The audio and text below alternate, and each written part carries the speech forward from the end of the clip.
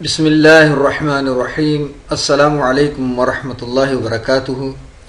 Unique institute of Arabic language کی جانب سے میں فیصل رحمان آپ سے مخاطب ہوں، اور آج انشاءاللہ ہم بنیادی عربی grammar basic Arabic grammar AG2 series کا نیا سبق نمبر 5 جملہ اسمیہ کی تبدیل شدہ صورتیں۔ پچھلے سبق میں ہم نے سبق نمبر 4 میں عربی جملے عربک سینٹنس کے بارے میں پڑھا تھا، اور اس میں ہم نے فوکس کیا تھا جملہ اسمیہ کو، اور اس میں جو مختصراً ہم نے اس کے 2 حصے بنائے، پہلا مبتدا اور دوسرا اس کی خبر، اور پھر اسی کے ساتھ ساتھ جو ہے ہم نے مزید اس کی علامتیں اور نشانیاں اور ایکسرسائز بھی میں نے آپ کو بھیجی تھی، امید ہے کہ آپ نے وہ کر لی ہوگی۔ تو اب آئیے اس نئے سبق کی طرف بڑھتے ہیں۔ نیا سبق ہمارا، چونکہ جیسا کہ میں نے آپ کو بتا دیا ہے کہ جملہ اسمیہ کی تبدیل شدہ صورتیں، اس سبق میں آپ کو یہ بتایا جائے گا کہ جملہ اسمیہ 2 جز پر مشتمل ہوتا ہے، اور اس کی شکلیں جو ہے مختلف ہوتی رہتی ہیں، تبدیل ہوتی رہتی ہیں، لیکن وہ ہوتا جملہ اسمیہ ہی ہے۔ یعنی شکل تبدیل ہونے سے ایسا نہیں ہے کہ وہ جملہ ہی تبدیل ہو جائے، اس سے ہرگز یہ مطلب نہیں بنتا۔ اب یہ چیز ضروری آپ کے لیے اس لیے ہو گئی ہے کہ تاکہ آپ کو یہ بھی پتہ چل جائے کہ آپ عربی جملے کو جب دیکھیں تو جب آپ پہچان جائیں گے کہ یہ جملہ اسمیہ ہے، اور جو گزشتہ مشق تھی اس کے مطابق اگر کوئی جملہ آئے گا تو آپ فوری پہچان جائیں گے، لیکن اگر کچھ اس میں چینجنگ آ جاتی ہے، تبدیلی آ جاتی ہے، تو پھر آپ کے لیے ایک مشکل ہو جاتا ہے۔ تو اس مشکل کو حل کرنے کے لیے اس سبق میں آپ کو جملہ اسمیہ کی وہ تبدیل شدہ صورتیں بتایا جائے گا کہ اس میں اور کون کون سی چینجنگیں آتی ہیں، تاکہ ایسا نہ ہو کہ کل آپ کے لیے کوئی مسئلہ ہو جائے۔ کل آپ کے لیے مسئلے سے مراد یہ ہے کہ آپ جب عربی کا ترجمہ کر رہے ہوں تو اس دوران آپ کو پہچاننے میں کوئی مشکل نہ ہو۔ میری کوشش یہ ہے کہ میں ہر اعتبار سے ان تمام جملوں کو کور کرنے کی کوشش کروں کہ جو جملے آپ کی نظر سے گزریں اور آپ ان کو پہچان جائیں۔ تو امید کرتا ہوں کہ ہمیشہ کی طرح اس مرتبہ بھی آپ انشاءاللہ پوری توجہ اور غور کے ساتھ اس سبق کو سنیں گے، اور جو علامتیں اور جو پوائنٹس میں آپ کو بتاتا جاؤں گا ان کو آپ نوٹ کرتے جائیں گے، اور پھر اس کے مطابق آپ اپنی مشق کو حل بھی کریں گے۔ تو آئیے شروع کرتے ہیں۔ پچھلے سبق میں ہم نے جملے اسمیہ بنانا سیکھا تھا، اور الحمدللہ ہم سیکھ بھی چکے ہیں۔ اس سبق میں ہم اس کی چند تبدیل شدہ صورتوں کا جائزہ لیں گے۔ جملہ اسمیہ کو منفی بنانے کا طریقہ یہ ہے کہ اس سے پہلے لفظ ما لگا دیجئے۔ اب آپ نے جو ہے پوائنٹ کون سا نوٹ کرنا ہے، آپ نے لکھنا ہے اپنی کاپی کے اوپر منفی، اور پھر اس کے ساتھ میں آپ برابر کا نشان لگا دیں اور ما لکھ دیں کہ یہ جملہ اسمیہ کو منفی بنانے کے لیے اس کے شروع میں ما لگا دیا جاتا ہے۔ تو سب سے پہلا جو پوائنٹ ہے آپ کا وہ یہ ہے، اور یہ میرا طریقہ ہمیشہ رہتا ہے کہ بجائے اس کے کہ میں آپ سے یہ کہوں کہ یہ پورا ایک پوائنٹ جو پیراگراف کی شکل میں ہے آپ اس کو یاد کریں، بجائے اس کے آپ صرف ایک سطر یا ایک لفظ کو نوٹ کر لیں، تو اس سے بھی آپ کو بڑا فائدہ ہوگا اگر وہ چیز آپ اپنے ذہن میں رکھتے ہیں۔ اب اس کے بعد اور خبر کو حالت نصب میں لے جائیے۔ ہاں، یہ چیز آپ کے لیے بڑی امپورٹنٹ ہے، اس چیز کو آپ نے سمجھنا ہوگا کہ جس طرح آپ نے پیچھے دیکھا کہ ہم نے یہ دیکھا ہے کہ جملہ اسمیہ کے 2 جز ہیں، پہلا مبتدا اور دوسری اس کی خبر۔ مبتدا معرفہ ہے اور خبر بدستور حالت نکرہ میں ہے، اور اس میں جو خبر ہے وہ حالت رفع میں ہے، جیسا کہ آگے آپ دیکھیں لکھا ہوا ہے زید قائم، یہاں لکھا ہوا ہے زید، اس کے اوپر 2 پیش آ رہے ہیں، یہ بھی حالت رفع میں ہے، اور قائم یہ بھی حالت رفع میں ہے۔ تو اب چونکہ یہاں پر یہ اصول بتایا جا رہا ہے کہ جس جملہ اسمیہ کو منفی بنانا ہو اس کے شروع میں ما لگا دو اور خبر کو حالت نصب میں لے جاؤ۔ اب وہ کیسے خبر حالت نصب میں چلی جاتی ہے، اگلی لائن دیکھیں، اس میں لکھا ہوا ہے اگر اس سے پہلے ما لگا دیجئے تو یہ ما زید قائمن، یہ دیکھیے یہاں پر آپ کو وہ چیز مل گئی جو پیچھے آپ کو سمجھائی جا رہی تھی کہ خبر حالت نصب میں چلی جاتی ہے۔ اس جملے کو دوبارہ دیکھیں، زید قائم ہے، اس میں قائم جو ہے یہ خبر ہے، ٹھیک ہے، اور جب اس کے شروع میں ما لگے گا تو پھر خبر حالت نصب میں چلی جائے گی. ما زید قائم، تو اس میں آپ غور کریں کہ اس ما منفی نے، چلے ہم اس کا نام یہ رکھ لیتے ہیں ما نافیہ، ٹھیک ہے، ہم اس کا نام رکھ لیتے ہیں ما نافیہ. اس ما نافیہ نے اس خبر کو حالت نصب میں کنورٹ کر دیا، یعنی یہ ایک فارمولہ بن گیا آپ کے سامنے. اور آپ اپنی اسکرین پر دیکھیں کہ ایک فارمولہ بھی آپ کے سامنے آ رہا ہے. اس فارمولے کو آپ اس پیراگراف کے ذیل میں آپ نوٹ کر لیں کہ اچھا. اب آگے دیکھیں کیا ہے، ما کی جگہ لیسا لیجئے، ایک اور آپ کے سامنے آ گیا لیسا. اور لیسا جو ہے یہ نہ اسم ہے نہ حرف ہے، ٹھیک ہے، یہ اس کو آپ اس وقت یہی سمجھ لیں کہ یہ بھی ایک فعل ہے، لیکن جس میں نفی کا مفہوم پایا جاتا ہے. اس کو آپ ابتدائی طور پر یہی سمجھ لیں کہ لیسا ایک فعل ہے اور اس کے اندر نفی کا مفہوم پایا جاتا ہے. لیسا کا استعمال بھی کیا جا سکتا ہے. اس سے ہوگا یہ کہ جملے کے اندر کچھ تاکید پیدا ہو جاتی ہے، ٹھیک ہے. اب تاکید کس طرح سے پیدا ہوتی ہے، مگر اسے فی الحال صرف واحد مذکر غائب کے استعمال کے ساتھ استعمال کیجئے، باقی صیغوں کے ساتھ نہیں. اس کا مطلب یہ بنتا ہے کہ لیسا، جیسا کہ میں نے آپ کو بتایا نا کہ لیسا نہ اسم ہے نہ حرف ہے بلکہ یہ فعل ہے، اور اس کے بھی صیغے پائے جاتے ہیں. انشاءاللہ یہ آپ AG3 میں جب افعال کے بارے میں پڑھیں گے تو اس میں آپ کو یہ چیز واضح ہو جائے گی. لیکن یہاں پر آپ یہ سمجھ لیں کہ صرف ہم لیسا کا ذکر کر رہے ہیں ابھی، ٹھیک ہے. تو لیسا کا ذکر جب ہم کریں گے تو اس کے ساتھ کیا ہوگا کہ مفہوم جو آ رہا ہے وہ نہیں کا آ رہا ہے. بات جو آپ کو سمجھائی جا رہی ہے وہ یہ سمجھائی جا رہی ہے کہ ما کے ذریعے سے بھی نفی کا مفہوم پیدا کیا جا سکتا ہے اور لیسا کے ذریعے سے بھی نفی کا مفہوم پیدا کیا جا سکتا ہے.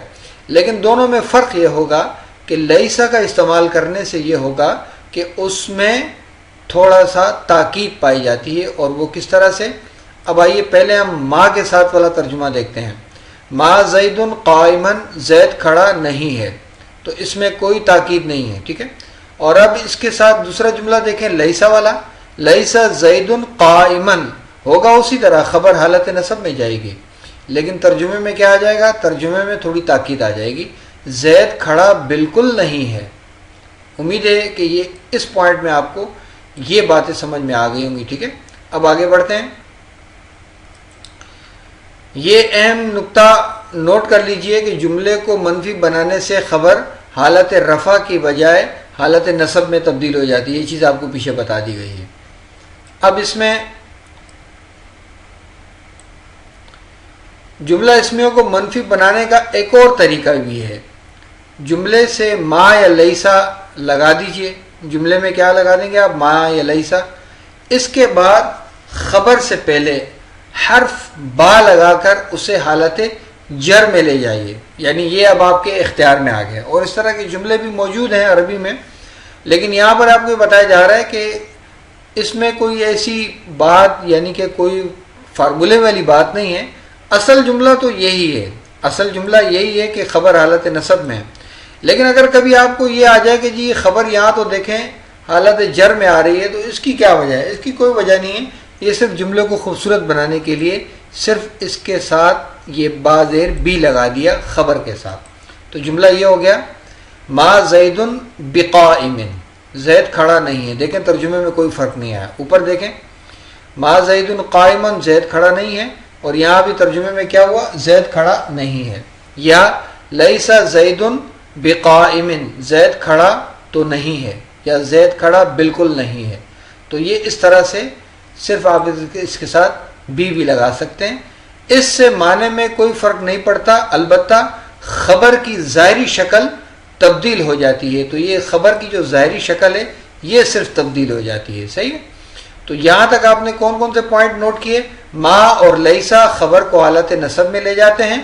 ما میں کوئی تاکید نہیں، لیسا میں تاکید ہے. یہ آپ کے پوائنٹ ہو گئے. اگر آپ سمجھتے ہیں کہ میں تھوڑا جلدی بول رہا ہوں تو آپ ریوائنڈ کر کے اس کو سٹاپ کر کے یا پوز کر کے آپ دوبارہ بھی سن سکتے ہیں اور لکھ سکتے ہیں ان پوائنٹس کو جو میں نے بتائے. اب اس کے بعد یہ آپ کے پاس پوائنٹ یہ ہے کہ ما یا لیسا کے ساتھ خبر کے ساتھ بی کا اضافہ کیا جا سکتا ہے.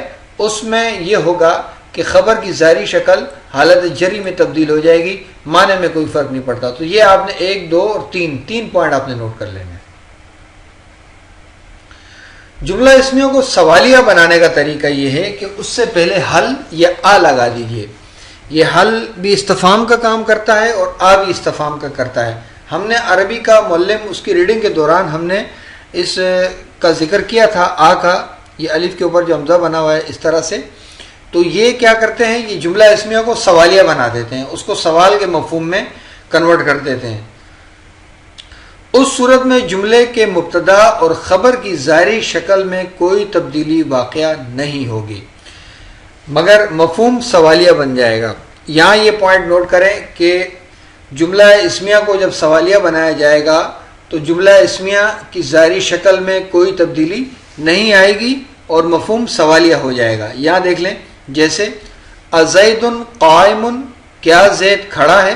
ٹھیک ہے، اب یہاں پہ آ جو لگا تو اس نے دیکھیں جملے کی ظاہری شکل میں کوئی تبدیلی نہیں لائی، لیکن آگے کیا ہوا، یہ سوالیہ نشان آ گیا اس کے آگے، یہ کوشچن مارک آ گیا اس کے آگے. تو یہ کیا ہے، یہ اب جملہ اسمیہ سوالیہ ہو گیا. یا حل لگا دینے سے حل زید قائم، کیا زید کھڑا ہے، تو اس میں بھی دیکھیں ظاہری شکل پہ کوئی تبدیلی نہیں آئی، البتہ سوالیہ نشان لگ گیا اس کے آگے. آ کو اگلے لفظ کے ساتھ جوڑ کر لکھا جاتا ہے اور اس کے بعد اسپیس نہیں دی جاتی ہے. تو یہ آ جو ہے اس کو یہاں پر جوڑ کر لکھا جائے گا، اسپیس نہیں دی جائے گی. البتہ اس میں صرف پڑھتے وقت جو ہے آپ اس کو آ الگ کر کے اس پروناؤنس، اس آواز میں آپ پڑھیں گے. ٹھیک ہے، اب اگلا پوائنٹ دیکھیں. جملہ اسمیہ میں زور پیدا کرنے کے لیے عام طور پر اس سے پہلے انا یا انا لگا دیا جاتا ہے. اچھا، یہاں تھوڑا سا غور کریں کہ آپ کو کچھ علامات دکھائی جا رہی ہیں کچھ حروف کے ذریعے سے، کہ ان حروف کے ذریعے سے اس جملے میں ظاہری شکل میں، پھر اس کے ترجمے میں یہ تبدیلیاں آتی ہیں. تو اب یہ باری آئی ہے کہ عام طور پر جملہ اسمیہ میں زور پیدا کرنے کے لیے عام طور پر اس سے پہلے انا یا انا لگا دیا جاتا ہے. یہ آپ کا پوائنٹ آ گیا پہلا. جملہ اسمیہ میں زور پیدا کرنے کے لیے انا یا انا لگا دیا جاتا ہے، اس کو آپ نوٹ کر لیں. ٹھیک ہے، اس سے ہوتا یہ ہے کہ جملے کے معنی میں زور پیدا ہو جاتا ہے، جملے کی ظاہری حالت بھی تبدیل ہو جاتی ہے. مبتدا کی حالت نصب ہو جاتی ہے جبکہ خبر حالت رفع میں رہتی ہے. اب یہاں پر تھوڑا سا الٹ چیز ہو گئی. پیچھے آپ نے دیکھا جب جملہ اسمیہ کو منفی بنایا گیا تو اس میں کیا تھا، اس میں یہ تھا کہ خبر چینج ہو رہی تھی، خبر میں تبدیلی آ رہی تھی. لیکن یہاں پر کیا ہے، یہاں پر اس انا اور انا کی وجہ سے جو مبتدا ہے وہ تبدیل ہو رہا ہے اور اسی حالت کی طرف جا رہا ہے، نسبی حالت کی طرف. ٹھیک ہے، نسبی حالت میں تبدیل ہو رہا ہے. تو یہ آپ کا پوائنٹ یہ ہے کہ انا اور انا یہ فارمولہ آپ کی اسکرین پر بھی آ رہا ہے، اس فارمولے کو غور سے دیکھیں اور یاد رکھیں. ٹھیک ہے، انا یعنی یہ زید قائم تھا تو انا کی وجہ سے انا زیدن قائم ہو گیا، اور یہ زید قائم تھا، انا کی وجہ سے زیدن قائم ہو گیا. اب ایک اور تبدیلی وہ یہ اس پوائنٹ میں دیکھیں. جملہ اسمیہ کو ماضی میں تبدیل کرنے کے لیے اس سے پہلے لفظ کانا لگا دیا جاتا ہے. جملے کی ظاہری شکل پر اس کا وہی اثر ہوتا ہے جو لیسا کا ہوا تھا. یعنی لیسا نے ظاہری شکل پہ کیا اثر کیا تھا، خبر حالت نصب میں تبدیل کر دی تھی اور مبتدا اپنی اصل حالت رفع میں ہی رہتا ہے جبکہ خبر حالت نصب میں چلی جاتی ہے. جیسے کانا زید قائم، اس کانا کی وجہ سے دیکھیں خبر کیا ہو گئی، حالت نصب میں تبدیل ہو گئی. یہ عربی جملے کی تبدیلی ہے. ٹھیک ہے، اور ترجمے میں کیا فرق آئے گا، کانا زید قائما، زید کھڑا تھا.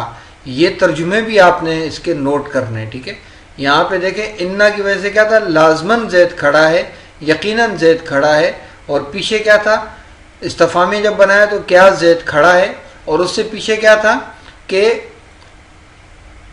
زید کھڑا تو نہیں ہے، زید کھڑا نہیں ہے. یہ چیزیں بھی آپ نے نوٹ کرنی ہے. بلکہ میں آپ کو یہاں پہ ایک مشورہ دیتا ہوں کہ ان چیزوں کو آپ نے 2 کالم بنا کر اس طرح سے اس کو نوٹ کرنا ہے. یعنی آپ نے اس کے ساتھ لکھ دینا ہے یہ، اور پھر اگلے صفحے پر اگلے کالم میں آپ نے یہ چیز لکھ دینی ہے، تاکہ اس سے آپ کو ایک ہی لائن میں چیز واضح ہو جائے کہ کس سے کیا فرق پڑا. پھر اس کو آپ یاد کریں. یاد کرنے کے بعد جب آپ یہ آگے جو مشقیں آئیں گی اس کو جب حل کریں گے نا تو پھر آپ کو لطف آئے گا، بجائے اس کے کہ آپ کی سر میں درد ہو کہ وہ چیز آپ کو سمجھ میں نہیں آ رہی تھی. تو وہ اسی وجہ سے نہیں آ رہی تھی کہ یہ چیزیں آپ نے یاد نہیں کی ہیں، نوٹ نہیں کی ہیں. ٹھیک ہے. فی الحال لفظ کانا کو بھی صرف واحد مذکر غائب کے ساتھ ہی استعمال کیجیے. یہ بھی وہی بات ہے جو لیسا کے بارے میں آپ کو بتائے گی. اس کے بھی صیغے ہیں. ٹھیک ہے. یہ بھی فعل ہے، اس کے بھی صیغے ہیں، اور 14 صیغے اس کے بھی بنتے ہیں. تو یہاں پر صرف کانا جو ہے وہ یہ لکھا ہوا یہاں پہ اس وقت اردو ٹیکسٹ میں ہے، تو میں اس کو عربی ٹیکسٹ میں کر دیتا ہوں.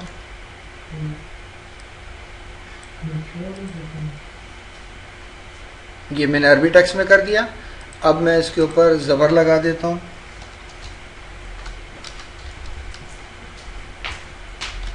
کہانا یہ ہے اصل میں. ٹھیک ہے نا. اصل میں یہ چیز ہے. اس کو یہاں پہ کاپی کر کے میں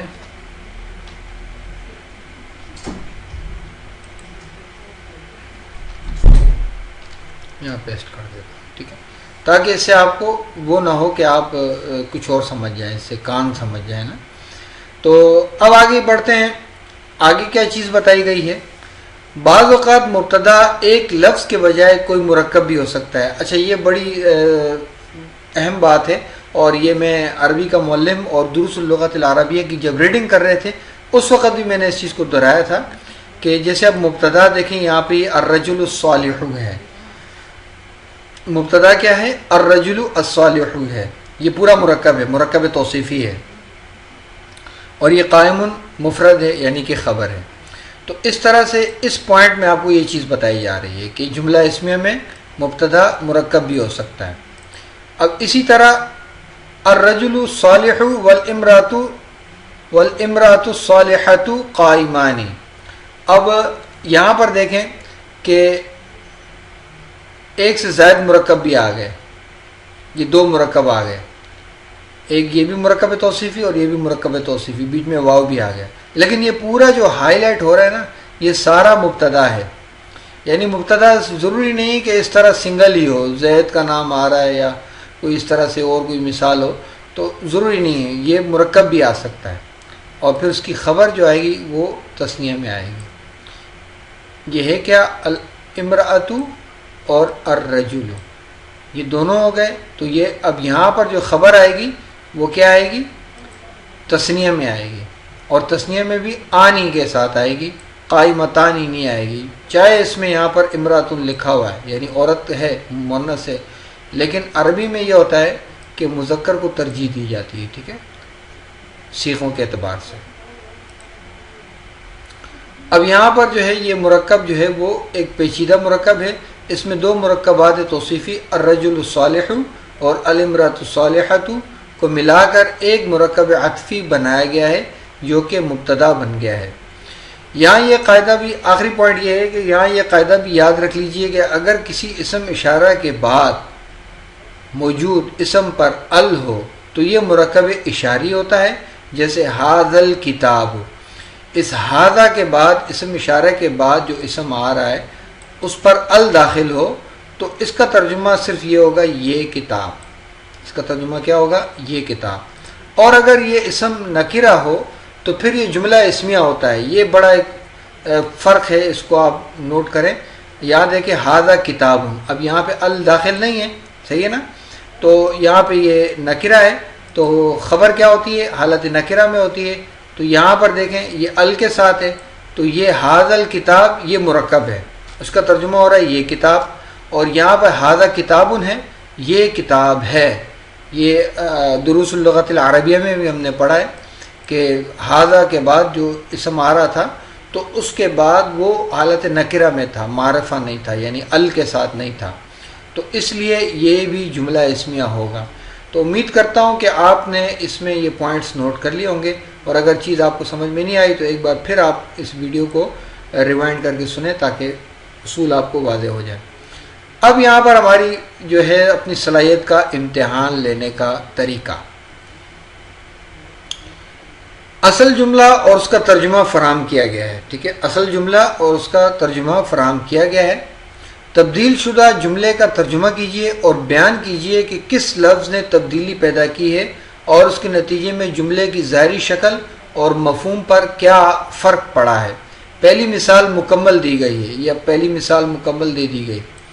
اب اس کو کرنے کا طریقہ یہ ہے، جیسے اب یہ جملہ ہم پڑھتے ہیں، ما سعید غافلا، ما سعید غافلا، یہ پہلا یہ جملہ دیا ہوا ہے، سعید غافل۔ اچھا، یہاں پہ دال کے اوپر تنوین آ رہی ہے، لیکن یہ نکرہ نہیں، یہ معرفہ ہے، کیونکہ یہ نام ہے کسی کا، اور نام کیا ہوتا ہے؟ اسم علم ہوتا ہے، معرفہ کی ایک قسم ہے۔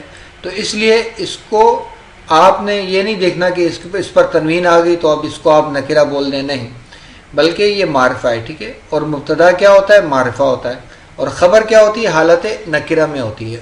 سعید غافل، سعید غافل ہے، یہ ایک جملہ آپ کے سامنے دیا ہوا ہے۔ اب یہ والا جملہ دیکھیں، یہاں پر تبدیل ہو گیا اس ما کی وجہ سے۔ یہ ما جب داخل ہوا تو اس نے مبتدا کے بجائے خبر کو حالت نصب میں تبدیل کر دیا، یہ ہم پیچھے پڑھ چکے ہیں۔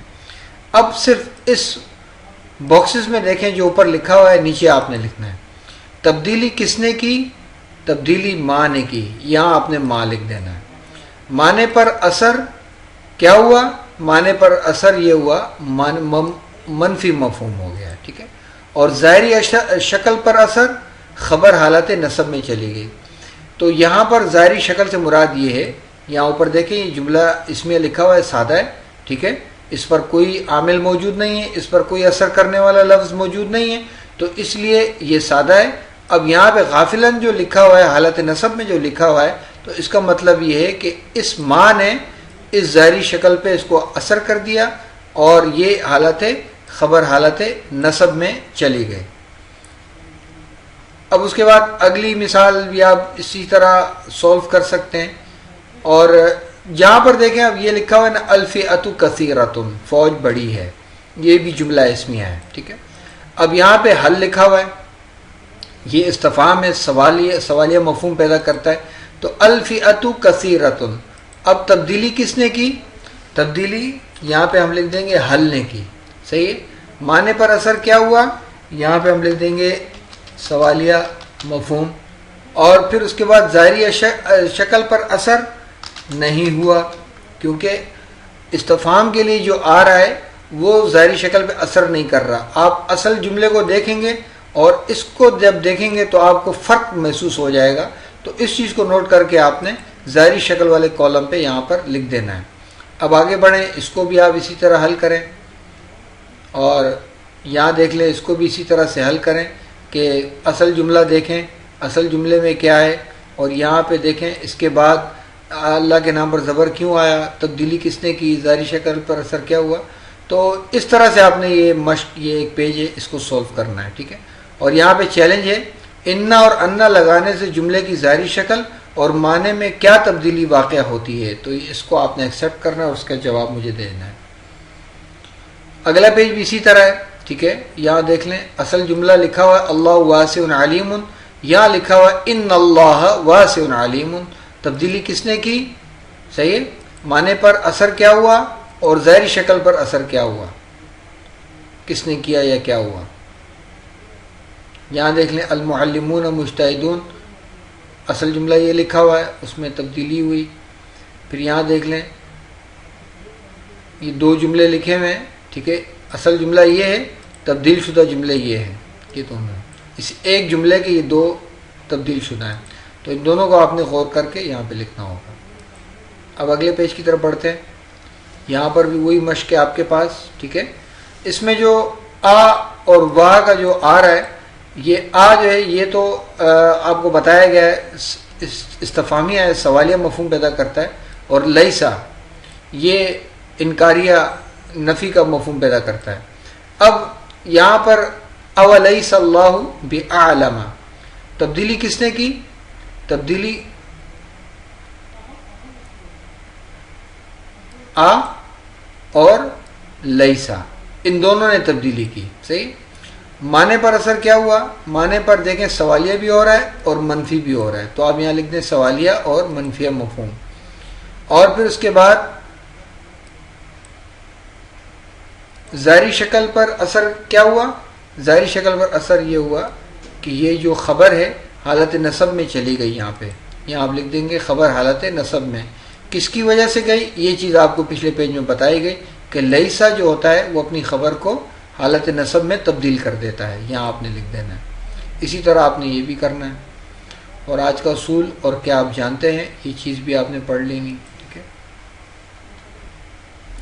اب آئیے بنیادی عربی گرامر، بیسک عربک گرامر، عربی کا مولنگ، دروس اللغت العربیہ، اس کی ہم نے صرف ریڈنگ کرنی ہے. پچھلے سبق میں یہ ایک لائن اس پیج کی تھی، بعض اوقات ایک ترکیب میں کئی مضاف الیہ ہوتے ہیں، جیسے بابو بیت الامیری، امیر کے گھر کا دروازہ، بابو بیت ابن الوزیری، وزیر کے بیٹے کے گھر کا دروازہ. یہ پیچیدہ مرکب اضافی ہے. صحیح.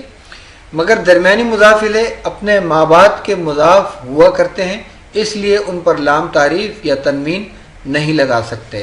اس جملے کا مطلب یہ ہے کہ جیسے اب یہ پہلا جو بابو ہے یہ مضاف ہے اور یہ کیا ہے؟ مضاف الیہ ہے. اب اس پر ال نہیں لگا، چونکہ آپ نے ابھی تک مرکب اضافی کو جتنا بھی دیکھا ہے مضاف الیہ پر ال داخل ہوتا ہے، اس پر ال نہیں لگا. تو اس کی وجہ یہ ہے کہ یہ باپ کا مضاف الیہ ہے اور ابن کا مضاف ہے. باپ کا مضاف الیہ ہے اور ابن کا مضاف، اس کا مضاف الیہ ہے اور اس کا مضاف ہے. تو اس لیے اس قاعدے کو مد نظر رکھتے ہوئے کہ مضاف پر نہ تو ال آتا ہے اور نہ ہی تنوین آتی ہے، تو اس لیے یہاں پر جو ال لگا ہوا تھا وہ غائب کر دیا گیا. پھر اس کے بعد یہ دیکھیے، یہ اس کا مضاف الیہ ہے اور اس کا مضاف ہے، اس لیے اس پر بھی ال داخل نہیں ہوا. تو یہ پیچیدہ مرکب اضافی کا مطلب یہ ہوا. پچھلے سبق میں آپ پڑھ چکے ہیں کہ اسم نکرہ جب معرفہ کی طرف مضاف ہو، کی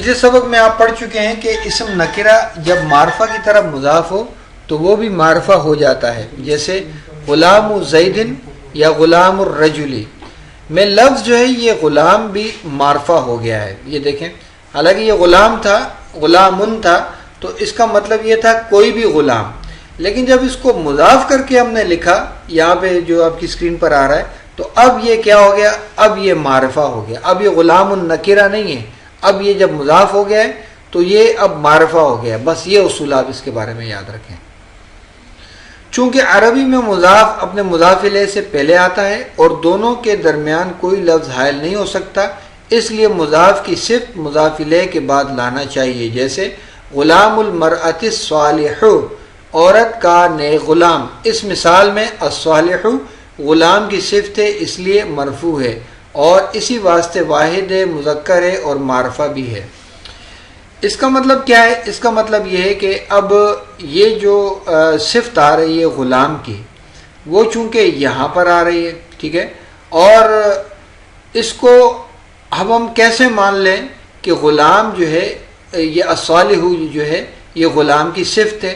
تو اس کو پہچاننے کا صرف یہ طریقہ ہے کہ آپ اس کے میم کے اوپر دیکھیں پیش ہے تو ہا کے اوپر پیش ہے. صحیح ہے، ہا کے اوپر کیا آ رہی ہے؟ پیش آ رہی ہے. تو میم کے اوپر کیا آ رہی ہے؟ پیش آ رہی ہے. تو مطلب یہ ہوا کہ یہ اس کی صفت ہوئی. کیونکہ اگر یہ المرأتی تا کے نیچے زیر ہے تو اگر اس طرح سے ہوتا تو اس ہا کے نیچے، بلکہ اس کے ساتھ تائے تانیث بھی آ جاتا، پھر اس کے نیچے زیر آتی، تو پھر اس کا مطلب یہ ہوتا کہ یہ المرأۃ الصالحتی ہے، تو یہ اس کی صفت ہے. لیکن یہاں پر چونکہ یہ واحد ہے، مذکر ہے اور معرفہ بھی ہے، تو یہ غلام کی صفت ہے. ٹھیک ہے، یہ بات آپ کو سمجھ آ جائے گی. آپ اس کو غور کریں گے تو آپ کو سمجھ آ جائے گی. مثالیں مزید دیکھیں. ولد الرجل الصالح، ولد الرجل الصالح. اب یہاں پر الصالح بھی مذکر ہے، الرجل بھی مذکر ہے، ولد بھی مذکر ہے، لیکن فرق کیا ہے؟ دال کے اوپر پیش ہے، ہا کے اوپر پیش ہے، لام کے نیچے زیر ہے، ہا کے اوپر پیش ہے. تو تو اب ہم اس الصالحو کو کس کی صفت کہیں گے؟ ہم اس صالحو کو اس رفعی حالت ہونے کی وجہ سے ہم ولدو کی صفت کہیں گے، اور ترجمہ ہم کیا کریں گے؟ مرد کا نیک لڑکا، یعنی ولدو صالحو مرد کا نیک لڑکا۔ ایسا نہیں کہیں گے کہ ولد الرجل یعنی نیک مرد کا لڑکا، ہم ایسا نہیں کہیں گے۔ یہ مثال آگے لکھی ہوئی، یہ مضاف کی صفت ہے اور یہ مضاف الیہ کی صفت کا کالم ہے۔ ولد الرجل الصالحی، اب یہاں پر ترجمہ ہو رہا ہے نیک مرد کا لڑکا، کیونکہ یہاں پہ الرجلی ہے اور یہاں پہ الصالحی ہے، تو اس لیے یہ دونوں حالت جری میں ہیں، تو ہم ان دونوں کو کہیں گے یہ دونوں یہ موصوف ہے اور یہ صفت ہے۔ اب یہ ولد کی نہیں ہے، ولد کے اوپر پیش ہے، یہ حالت رفع میں، تو اس کا ترجمہ کیا ہوگا؟ نیک مرد کا لڑکا۔ اسی طرح مؤنث کی مثال دیکھ لیں، بنت الرجل الصالحۃ، یہ جملوں میں اس طرح سے یہ آ جاتے ہیں اور ان کی پہچان کا طریقہ پھر یہی ہوگا کہ مرد کی نیک لڑکی۔ تو اب اس کا ترجمہ یہاں دیکھیں، اس تا کے اوپر پیش ہے اور اس تا کے اوپر پیش ہے، تو یہ اس کی صفت ہوا۔ بنتو مؤنث ہے اور الصالحۃ یہ بھی صفت مؤنث ہے اور تائے تانیث کی وجہ سے مؤنث ہے، اس لیے اس کا ترجمہ ہو رہا ہے مرد کی نیک لڑکی۔ اب بنت المرأۃ الصالحۃ، نیک عورت کی لڑکی۔ اب بنتو تا کے اوپر پیش ہے لیکن صالحتی کے تا کے نیچے زیر آ رہا ہے، اور یہاں ہم دیکھیں گے المرأتی کے تا کے نیچے زیر ہے، تو ہم کہیں گے الصالحتی المرأتی کی صفت ہے، اس لیے ہم کہیں گے نیک عورت۔ اس کا ترجمہ کیا ہوگا؟ نیک عورت، بنت المرأۃ الصالحۃ، نیک عورت کی لڑکی۔ ٹھیک ہے، تو امید کرتا ہوں کہ آپ کو کچھ سمجھ میں آ رہا ہوگا، لیکن آپ نے اس کی صرف ریڈنگ کرنی ہے۔ اب آئیے دروس اللغت العربیہ۔ آج کے سبق میں آپ کو تلکا کے بارے میں بتایا جائے گا۔ یہ واحد مؤنث کے لیے اشارہ استعمال ہوتا ہے اور بعید کے لیے یعنی دور کے لیے۔ پچھلے سبق میں آپ نے حاضی کے بارے میں پڑھا تھا، تو آج کے سبق میں آپ تلکا کے بارے میں پڑھ رہے ہیں۔ ما تلکا وہ کیا ہے؟ تلکا بیضۃ وہ انڈا ہے۔ اب بیضۃ دیکھیں تائے تانیث کے ساتھ ہے، اور چونکہ عربی میں یہ اسم مؤنث ہے اس لیے اسم اشارہ کون سا لگا؟ تلکا کا لگا۔ ہاذی سیارۃ المدرس و تلک سیارۃ المدیر۔ ہاذی سیارۃ المدرس، یہ گاڑی، ہاذی اشارہ دیکھیں قریب کے لیے آ رہا ہے، یہ گاڑی استاد کی ہے، و تلک سیارۃ المدیر، اور وہ گاڑی دیکھیں یہ بعید کے لیے آ رہا ہے، واحد مؤنث کے لیے، سیارۃ مؤنث ہے اس لیے اسم اشارہ تلکا کا ہے، وہ گاڑی مدیر کی ہے۔ اساعۃ عباس ہذہ، اب یہ وہ اسی طرح سے کہ اسم اشارہ جب مرکب کے بعد لگ جائے تو پھر اس میں سوالیہ مفہوم پیدا ہو جاتا ہے، آ کی وجہ سے بھی ہوا۔ یہ ترجمے میں آئے گا کس کی، ٹھیک ہے، یہ گھڑی کس کی ہے، یہ والی قریب۔ اب جواب اس کا کیا؟ لا، ہذہ ساعۃ حامد، یہ حامد کی گھڑی ہے، تلک ساعۃ عباس، اور وہ گھڑی عباس کی ہے۔ دونوں میں فرق یہ ہے کہ اس قریب کے لیے اسم اشارہ برائے مؤنث ہذہ آیا، اور اس کے لیے اسم اشارہ برائے مؤنث بعید تلک آیا۔ ذالک دیکن و تلک دجاجۃ، اب یہاں دیکھیں کہ ذالک دیکن وہ مرغا ہے، و تلک دجاجۃ اور وہ مرغی ہے، تو آپ دیکھیں دونوں کا فرق یہاں پہ آ گیا، دیکن مذکر ہے مرغا اور دجاجۃ یہ مؤنث ہے، اس لیے دونوں کے اشاروں میں دیکھ لیں آپ فرق۔ اقرا، وقت تو پڑھو اور لکھو، آپ تو یہاں پہ آپ نے پڑھنا ہی ہے۔ ہذہ مدرسۃ و تلک جامعۃ، یہ مدرسہ ہے، اسکول ہے، و تلک جامعۃ اور وہ یونیورسٹی ہے۔ تو یہاں آپ دیکھیں کہ یہ جو چیز آپ کو بتائی گئی تھی نا کہ اسم اشارہ کے بعد اگر اسم حالت نکرہ میں آتا ہے تو پھر وہ جملہ ہو جاتا ہے، تو یہ جملہ اسمیہ ہے پورا، ٹھیک ہے، یہ جملہ اسمیہ ہے، یہ پیچھے جتنے بھی آ رہے ہیں سارے جملہ اسمیہ آ رہے ہیں۔ البتہ الگتا یہاں پر ہذہ المدرسۃ ہوتا تو پھر یہ جملہ نہ ہوتا، بلکہ یہ کیا ہوتا؟ یہ پھر مرکب اشاری ہوتا۔ اب ہم اس کا صرف ترجمہ کرتے ہیں۔ ہذہ مدرسۃ و تلک جامعۃ، یہ مدرسہ ہے، اسکول ہے، و تلک جامعۃ اور وہ یونیورسٹی ہے۔ ذالک حمار، وہ گدھا ہے، وَتِلْكَ بَقَرَةٌ اور وہ گائے ہے، اذالک مسجد کیا وہ مسجد ہے، لا تلک مدرسۃ نہیں وہ اسکول ہے، ھذا جمل یہ اونٹ ہے، وتلک ناقۃ اور وہ اونٹنی ہے، ھذہ مدرسۃ یہ استانی ہے، ھذہ مدرسۃ یہ استانی ہے، وتلک طالبۃ اور وہ طالبہ ہے، ھذا کلب یہ کتا ہے، وذالک قط اور وہ بلہ ہے، ھذا بیت المؤذن یہ مؤذن کا گھر ہے، وتلک حدیقۃ التاجر اور وہ تاجر کا باغ ہے۔ تو اس کو آپ نے صرف اس طرح سے پڑھنا ہے۔ اب آئیے بنیادی عربی ٹیکسٹ، بیسک عربی ٹیکسٹ ایج 82 سیریز کا آج کا جو ہمارا سبق ہے، سبق نمبر 5 رسوم و آداب۔ پچھلا سبق بھی ہمارا یہی تھا، کچھ احادیث اس میں دی گئی تھی اور آج کے سبق میں مزید احادیث آپ کے سامنے آئیں گی۔ تو اب آپ دیکھیں یہاں پر میں جیسا کہ پچھلے سبق بھی میں نے صرف پڑھ کے آپ کو ترجمہ کروایا تھا، تو یہاں پر بھی میں صرف پڑھ کر ہی کروا رہا ہوں۔ عن ابی ہریرہ رضی اللہ عنہ، ابو ہریرہ رضی اللہ عنہ سے روایت ہے، ان رسول اللہ، یہاں دیکھیں انا کی وجہ سے رسول کے لام کے اوپر زبر آ گیا، یہ اس نے انا نے اس کے اوپر تبدیلی کر دی۔ بے شک رسول اللہ صلی اللہ علیہ وسلم نے قال فرمایا، لیس الشدید بالسرعۃ۔ اب آپ دیکھیں یہ بھی جملہ اسمیہ ہے، یہ تو کمال ہو گیا کہ آج ہی یہ ہم نے سبق پڑھا ہے اور آج ہی ایک مثال ہمارے سامنے آ گئی، اور میرا مقصد بھی یہی ہے کہ ہم جو تھیوریٹیکل جو چیز کر رہے ہیں اس کو اپلائی بھی کریں، ٹھیک ہے، یہ اپلائی میتھڈ ہے۔ لیس الشدید بالسرعۃ، لیس سے کیا ہوا، جملے میں منفی مفہوم پیدا ہوا اور ظاہری شکل میں کیا اثر پڑا کہ بالسرعۃ یہ اسرعتا ہو گیا تھا، اور بی کی وجہ سے جو ایک خوبصورتی کے لیے لگایا گیا ہے اس نے اس کو حالت جری میں تبدیل کر دیا ہے، ٹھیک ہے۔ لیس الشدید بالسرعۃ، اب اس کا ترجمہ دیکھتے ہیں۔ لیسا کا ترجمہ کیا ہے، نہیں ہے۔ الشدید کا ترجمہ کیا ہے، طاقتور۔ السرعۃ کا ترجمہ کیا ہے، کشتی یا پہلوانی۔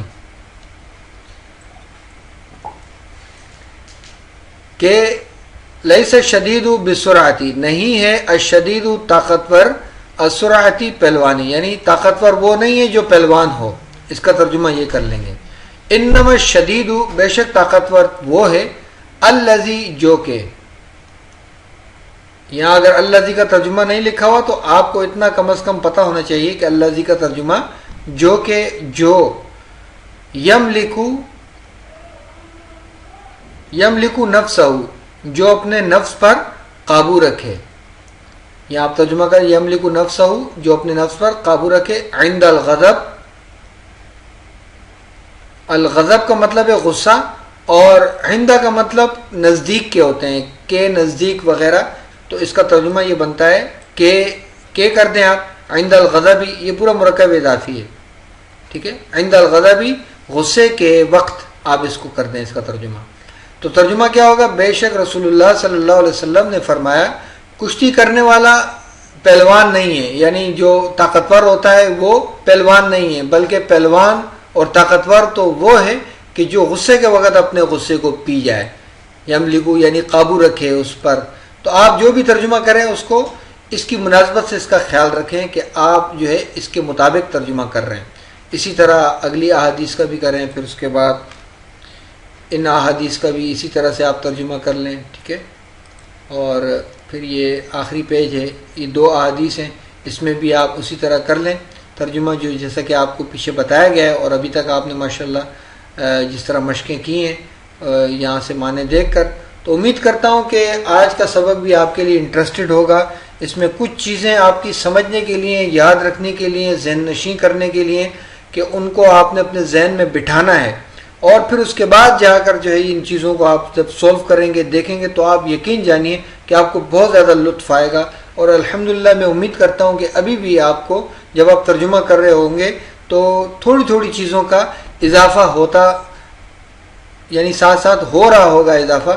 تو مجھے بھی یہی چیز چاہیے کہ وقت کے ساتھ ساتھ کچھ چیزیں آپ کو پہچان میں آتی رہیں۔ جیسے ابھی آپ عربی کا جملہ دیکھتے ہیں تو اس میں کچھ چیزیں آپ کو سمجھ میں نہیں آ رہی ہیں، لیکن جب آپ نے جو اصول پڑھیں اس میں جب آپ دیکھتے ہیں تو آپ کو وہ چیزیں نظر آ رہی ہوتی ہے کہ ہاں یہ فلاں اصول ہے، یہ فلاں اصول ہے، جتنا آپ پڑھ چکے ہیں، تو یہی چیز ہے جو آپ کے اس علم میں جو ہے علم العربیہ میں آپ کی اضافہ کرے گی. تو اللہ تعالیٰ سے یہ دعا ہے کہ اللہ تعالیٰ ہمارے لیے آسانی پیدا فرمائے. السلام علیکم ورحمۃ اللہ وبرکاتہ.